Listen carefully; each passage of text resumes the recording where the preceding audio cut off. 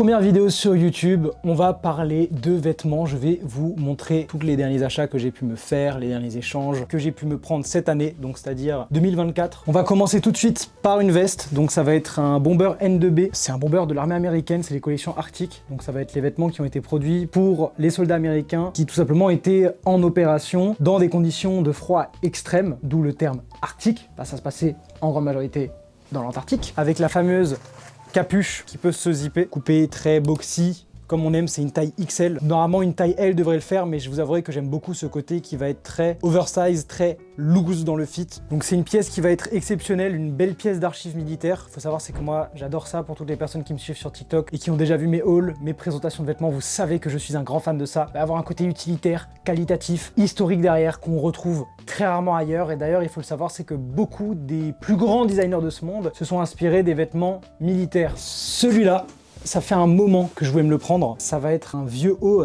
thermal. Je crois qu'il date des années 80 celui-là. C'est un long sleeve normalement qui se porte en dessous de t-shirt, pull, veste, va du coup tenir chaud. Mais donc ça faisait un moment que j'en cherchais un, j'ai galéré à en retrouver un, j'en avais vu un ou deux passer début d'année dernière, je les ai loupés, là je viens enfin d'en retrouver un. Il est en parfait état, il a un côté un peu jauni, dégueulasse, crade. Moi j'adore, c'est vraiment ce que je recherche. Ça a vraiment ajouté de la texture à un fit. Donc vous pouvez en retrouver dans des magasins de fast fashion, ils refont la même chose, hein. On va parler de hauts gaufrés. Les vintage sont quand même beaucoup plus intéressants. Et un dernier petit truc que je kiffe par rapport à ça, ça va être les manches, le fait qu'elles soient vraiment longues. Vu que j'ai des longs bras, c'est intéressant d'avoir des manches qui vraiment retombent et sont bien longues. Ensuite, le next, pour ceux qui me suivent.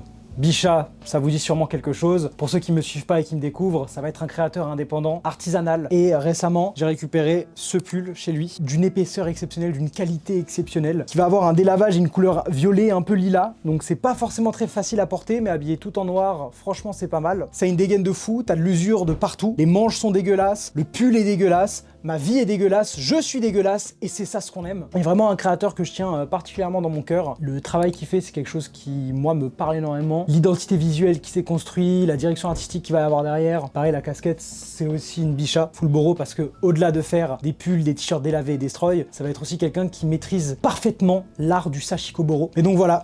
Petit pull couleur lilas, bien délavé, une pièce plus qu'exceptionnelle. On continue dans les hoodies avec celui-là. Donc ça va être un Russell Athletic. Donc Russell Athletic, hein, pour ceux qui connaissent pas, une marque d'équipementier sportif américaine. Continue à faire des vêtements sportifs et surtout des blanks de pulls, de t-shirts. Il faut savoir, c'est que ceux avec cette étiquette-là, une étiquette un peu rigide comme as, ça va être ceux qui datent des années 90. Ceux des années 90, selon moi, c'est les Russell les mieux coupés. Parce qu'ils vont être ultra boxy fit. Et lui, ce qui est sympa, c'est que c'est un noir qui a bien délavé. Les prints à l'avant et à l'arrière sont extrêmement usés, ce qui donne vraiment du charme à la pièce. Sans parler du fait que la poche avant du hoodie a été retirée. Il est vachement confortable parce que c'est quand même très doux les Russell Athletic. C'est pas non plus les choses les plus qualitatives, mais c'est quand même pas mal. Et donc ouais, Russell Athletic, exceptionnel comme marque. Si vous arrivez à en trouver des bien vintage comme ça, franchement foncez parce que c'est vraiment très sympa. Donc, encore du Bichat. Cette fois-ci, ça va être un long sleeve qui va avoir une matière un petit peu pull, extrêmement délavé. Limite le logo à l'arrière, on le voit quasiment pas, et ça c'est un truc que j'adore. Donc vous allez avoir de l'usure qui a été fait au niveau du cou, un délavage qui est très sympa. Moi le truc que j'aime bien faire, c'est que tu puisses le porter dans les deux sens. Enfin, c'est pas fait à la base pour ça, mais c'est un truc que moi j'aime bien faire. L'autre côté, vu qu'il est pas du tout délavé, ça me permet d'avoir vraiment deux salles, deux ambiances, j'ai envie de vous dire. Voilà, rien de plus à dire à part que c'est juste fou. Et on va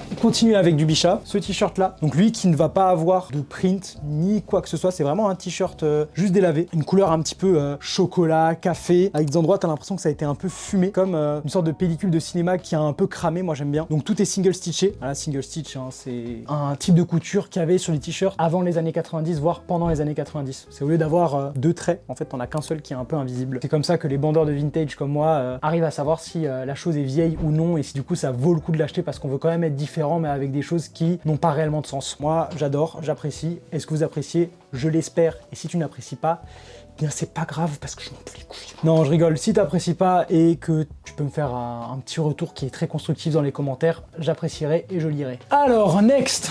Encore une fois, c'est pas la saison. Un petit double nid Carhartt, enfin un grand parce que je suis quand même un peu grand, hein, qui a énormément d'étain avec une très belle usure. Il me va vraiment bien, il est vraiment bien coupé. Et je sais que les double nids, ça commence à perdre de l'essor. Alors d'un côté, tant mieux, ça nous permettra de les acheter un peu moins cher parce que les personnes qui les vendent à 3 fois leur prix, j'en fais partie. On est un peu des enculés, il faut quand même le dire. C'est le monde du commerce. Un bon basique à avoir. C'est pas mon premier pantalon qui est énormément destroy, j'en ai encore d'autres. D'ailleurs, j'en ai un à vous présenter qui est une masterclass. Donc ça va être ce Levi's. Donc ça, c'est un Levi's Big E Selvage. Pour les personnes qui veulent du no fake, vous avez ici le Selvage, donc qui date d'avant les années 70. Parce que Levi's, avant les années 70, faisait des jeans avec un E majuscule sur la petite étiquette à l'arrière, ce qu'on appelle le tag. Alors, dans les reproductions qui ont commencé à apparaître dans les années 90, c'est de nouveau apparu ce E majuscule, mais avant, c'était que du E minuscule. Et avant les E minuscules, du coup, c'était les E majuscules. Peut-être que je me suis fait comprendre, je l'espère pour vous. Exceptionnel, vraiment une pièce qui a du vécu, qui a une histoire. Et ça, franchement, j'adore. C'est un de mes Graals. Je suis très content de l'avoir dans ma collection. Donc, ça va être un fit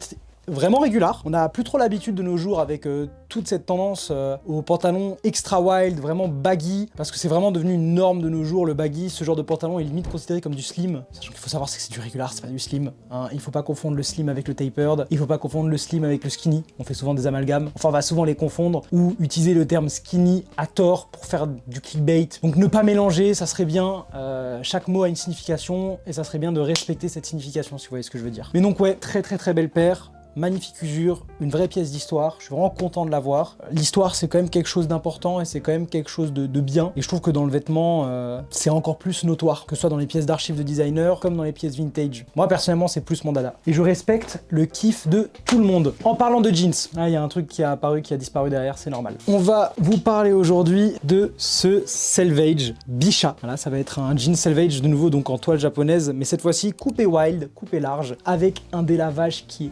exceptionnel, une usure qui est exceptionnelle, un pantalon qui est juste exceptionnel, moi j'ai envie de vous dire, mesdames et messieurs. Un travail de fou, vraiment, quand tu regardes dans les détails, la manière dont ça a été fait, l'intention qui a été portée, genre rien que dans les poches, il y a un tissu qui a été mis entre la toile du jeans et l'accès que tu as au niveau de la poche, pour que ce soit plus doux, plus confortable. Pareil dans les poches intérieures, c'est exceptionnel. Et donc lui, ça va être un délavage qu'il a fait à la main, donc exceptionnel, ça a été réellement porté pour que ça donne cette dégaine. J'en avais déjà un autre, voilà, là vous pouvez voir aussi, donc un gris délavé gris, magnifique aussi. Et donc ouais, là vous avez la version bleue, donc vraiment une très belle coupe, une belle dégaine. Tu imposes quand tu te balades avec ça dans la rue, les gens ont du mal à comprendre ce qui se passe. Même moi, quand je porte mes propres vêtements, je comprends pas ce qui est en train de se passer. Je suis là, tu comprends un truc toi? Non, tu comprends pas? Bah moi non plus. On arrive sur la dernière pièce que j'ai chopée en ce début d'année, enfin en tout cas des pièces qui me restent, parce qu'il faut savoir c'est que entre temps, il y a des pièces qui partent, qui apparaissent, on va dire c'est plus ou moins ceux qui ont gagné le Battle Royale. Ça va être ce haut, ce long sleeve Margiela, qui date de 94, qui a été acheté à la Boîte Noire à Paris lors du pop-up qu'ils avaient fait pour la Fashion Week, Spring Summer 24. Fall Winter, bref, une des Fashion Week. Donc il avait fait un pop-up qui était vraiment bien, qui était vraiment beau, avec des bonnes pièces. Et j'ai décidé de lui acheter ça parce que je suis tombé réellement amoureux de cette pièce. Donc on est un petit peu dans le même délire en fait que le thermal. Donc vraiment un truc qui va se porter plus en mode layering, avec vraiment une belle couleur. C'est pas forcément la pièce de ma garde-robe qui est la plus impressionnante quand on la voit, mais c'est plus le côté historique qui va être sympa derrière, de ce que du coup Mathias, celui qui tient la Boîte Noire, avait expliqué dans le magasin. À cette époque-là, Margiela avait pas énormément de sous et donc faisait ses collections de vêtements avec les moyens du bord. Et ce haut en fait à la base est un haut de l'armée américaine qui a juste été retravaillé pour la collection de 94. C'est plus ou moins la même chose avec les Margiela Gats. À la base, hein, c'était les vraies paires de training de l'armée allemande qui ont été modifiées, où ils ont dessiné dessus, ils ont fait des patchwork, ils ont mis le patch Margiela et par la suite, ils ont produit leurs propres pièces. Donc ça prouve que si maintenant on a envie de se lancer dans les sapes, on peut faire avec les moyens du bord, on peut réussir à faire des choses. Cette limite qu'on se fixe n'existe pas réellement si on se donne les moyens. Et je pense que Margiela, dans le monde de la mode, c'est un très bon exemple de créateur qui s'est lancé avec ce qu'il avait et qui a réussi. C'est très respectable. Voilà, je vous ai présenté tous mes derniers pick-up, j'espère que cette première vidéo vous aura plu. Je suis vraiment preneur de toutes critiques qui sont constructives. Vraiment, si vous êtes constructif, je prendrai le temps de le lire. Peut-être pas de répondre, mais en tout cas, ça rentrera pas dans l'oreille d'un sourd. Moi sur ce, je vous laisse, je vous dis à une prochaine. N'hésitez pas à activer la cloche, à vous abonner et à lâcher un petit like. Hein. Si maintenant on atteint la barre des 10 000 likes, je vais aller me baigner dans la Seine avec Emmanuel Macron et Brigitte Macron. Je vous le promets. Et par la suite, j'enchaînerai avec un petit cubi de blanc sec avec toujours ce très cher Macron. Moi, personnellement, ça vous va. J'espère que ça vous va aussi. Je vous laisse, des gros bisous, à une prochaine.